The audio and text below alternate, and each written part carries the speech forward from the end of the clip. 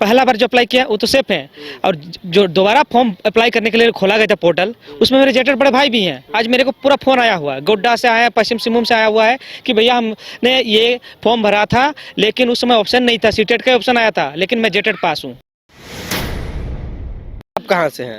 जी मैं जमशेदपुर से हूँ। जमशेदपुर से हैं। और ये जो वैकेंसी है ना, अब वैकेंसी हमको लगता है अंदर में मैंने चल जाएगा। जिस तरह से मेरे बड़े भाइयों ने इसको सुप्रीम कोर्ट लेके जाके जो वहाँ मुद्दा रखे हैं, इसके हिसाब से मेरे जेटेड बड़े भाई जो हैं, जो अप्लाई किए हैं, वो भी बाहर हो जा रहे हैं। जैसे कि पहला बार जो अप्लाई किया वो तो सेफ है, और जो दोबारा फॉर्म अप्लाई करने के लिए खोला गया था पोर्टल, उसमें मेरे जेटेड बड़े भाई भी हैं। आज मेरे को पूरा फोन आया हुआ है, गोड्डा से आया, पश्चिम सिंहभूम से आया हुआ है कि भैया हमने ये फॉर्म भरा था, लेकिन उस समय ऑप्शन नहीं था, सीटेट का ऑप्शन आया था, लेकिन मैं जेटेड पास हूँ। अब उनका क्या दोष है? उनका भी दृढ़ खत्म। यानी उस डेट के बाद से जो फॉर्म भरे हैं उनका नौकरी होने वाला नहीं है। यानी वो एलिजिबल हैं, फिर भी सरकार की तरफ से जो कोर्ट का आया हुआ ऑर्डर, उसके हिसाब से अब एलिजिबल नहीं है। यानी वो बड़े भाई लोग भी अब ये मैंने नहीं कर पाएंगे। और रहा बात हम लोग का, हम लोग उनको हटा लेने के लिए नहीं गए थे, हम लोग अपना मांग करने गए थे हाईकोर्ट में कि भाई हम लोग के साथ इनजस्टिस हो रहा है, हमें जस्टिस चाहिए। क्या आप तो जेटेड ले लीजिए या तो फिर सीटेड को शामिल कीजिए, क्योंकि हम लोग 8 साल से यहाँ पे बैठ नहीं पाए हैं, 8 साल से हम लोग भी बेरोजगार हैं। अब जेटेड ले नहीं रहे हैं तो सीटेड को मान्यता दीजिए। उसमें आनाकानी करने लगा, फिर बाद में बोला ठीक है, हम लोग उसके हिसाब से बैठे एग्जाम में। इसमें हमारा कोई दोष नहीं है, इस तो सरकार का दोष है। अच्छा, सवाल तो फिर एक और बनता है कि अब आप लोग क्या चाहते हैं कि ये जो नियुक्ति प्रक्रिया है, इसमें पूरा सीटेट रहा जाए कि पूरा जेटेट रहा जाए?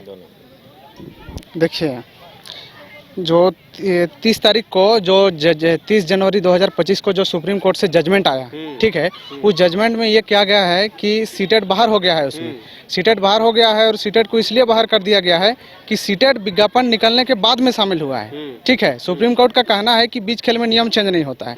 ठीक है, लेकिन अभी सुप्रीम कोर्ट से जजमेंट आ गया है, सर्वोच्च न्यायालय का जजमेंट है, इसमें तो हम कुछ कह नहीं सकते हैं। लेकिन हम लोग के पास एक ऑप्शन है रिव्यू का। रिव्यू पिटीशन हम समझ गए कि आप लोग रिव्यू पिटीशन फाइल कीजिएगा, लेकिन आप लोग एज ए अभ्यर्थी जो कैंडिडेट है, आप लोग क्या चाहते हैं कि ये जो सहायक आचार्य की नियुक्ति प्रक्रिया है, इसमें सिर्फ सीटेट वाले कैंडिडेट रहे या जेटेट वाले रहे, या तो फिर दोनों रहे? हम सीधा सवाल है। पता है नियुक्ति प्रक्रिया में ना जेटेट को बाहर किया जाए ना सीटेट को बाहर किया जाए। दोनों परीक्षा सीटेट और जेटेट दोनों अभ्यर्थी दिए हैं। जो मेरिटोरियस स्टूडेंट है उसकी नियुक्ति किया जाए और सरकार इस पर पहल करे, ताकि जो मेरिटोरियस स्टूडेंट है, ताकि क्वालिटी एजुकेशन बच्चों को मिल सके। और क्वालिटी जब एजुकेशन मिलेंगे तो कहा जाता है कि शिक्षा ही राष्ट्र का निर्माता होते हैं। तो अच्छे शिक्षक जो राष्ट्र के जो निर्माता होंगे, अच्छे क्वालिटी एजुकेशन देंगे, तो समाज की भी विकसित होगा और समाज आगे की ओर जाएगा। अब ऐसे चाहते हैं कि खैरात में जेटेट वाले नौकरी चाहते हैं, तो झारखंड में खैरात में नौकरी नहीं लग सकती है, क्योंकि 2013 में डायरेक्ट शिक्षक नियुक्ति हुई थी। जो शिक्षक पात्रता परीक्षा पास करने के बाद वो दौर 2013 अलग था, 2025 का दौर है। 2025 में जो होता है क्वालिटी एजुकेशन चाहिए, क्योंकि न्यू एजुकेशन पॉलिसी के अकॉर्डिंग जो है रूल्स भी है कि आप अगर एनसीटी के अकॉर्डिंग गाइडलाइंस को फुलफिल नहीं करते हैं, तो जो सीटेट परीक्षा है, तो उस जो अब सीटेट पास अभ्यर्थी हैं उसको आपको शामिल करना होगा। देखिए, एक चीज कि हम लोग सब अभी सीटेट पास अभ्यर्थी हैं। ठीक है, हम लोग वैकेंसी सीटेट वाला और जेटेट वाला दोनों के लिए होना चाहिए। ठीक है, क्योंकि यहाँ झारखंड में जो जेटेट 25 साल हुआ अलग हुआ, वो 25 साल के दरमियान में सिर्फ 2 बार जेटेट हुआ है, 2013 में और 2016 में। उसके बाद से जेटेट नहीं हुआ है। तो इस दौरान बहुत सारे कैंडिडेट जो डीएलएड किए, बीएड किए, उन लोग का एज पार हो रहा है, और उन लोग इस दौरान मतलब जो केंद्रीय शिक्षक पात्रता परीक्षा होता है, सीटेट हम लोग पास किए हुए हैं। ठीक है, और लेकिन जेटेट वाला लोग का कहना है कि इन लोगों के पास क्षेत्रीय लैंग्वेज का नॉलेज नहीं होता है। तो हम लोग यहाँ के मूल निवासी हैं। ठीक है, झारखंड में हम लोग पले हैं, बड़े हैं, तो यहाँ का जो हम लोग का क्षेत्रीय लैंग्वेज होता है, यहाँ का जो भाषा कल्चर, हम लोग सब कुछ जानते हैं, हम लोग आराम से पढ़ाने सकेंगे। ठीक है, और बात रहा कि हम लोग बीच में आए, ठीक है, सुप्रीम कोर्ट का अभी तो जजमेंट आ गया है कि हम लोग बीच में आए हैं, इसलिए हम लोग को बाहर कर दिया गया। लेकिन हम लोग झारखंड सरकार से कहना चाहते हैं कि देखिए, हम लोग जब ये वैकेंसी निकला, सहायक आचार्य का जो वैकेंसी निकला, उससे पहले हम लोग हाईकोर्ट में गए थे, और वहाँ हम लोग पिटीशन दायर किए थे कि जेटेट एग्जाम लीजिए। ठीक है, और सवाल है इसी से, माफ कराएं, कि अब जो उसमें जो विज्ञापन है, उसको क्या उसमें बदलाव किए जाए? कि जैसे आप सीटेट पास हैं, आप बोल रहे हैं कि हम झारखंड के मूल निवासी हैं, जो भाषा यहाँ की है उसे हम जान रहे हैं, तो जो उसमें जो गाइडलाइन था उस फॉर्म को लेकर, सहायक आचार्य नियुक्ति प्रक्रिया को लेकर, तो उसमें जो गाइडलाइन है उसमें क्या बदलाव की जरूरत है?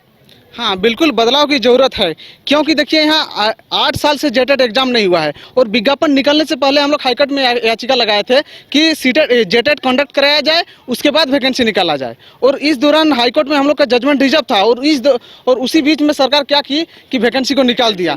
सरकार को थोड़ा इंतजार करना चाहिए था कि जब हम लोग का जो जजमेंट है वो हाईकोर्ट में रिजर्व है उसको आने देता, उसके बाद वैकेंसी निकलता तो बेहतर होता।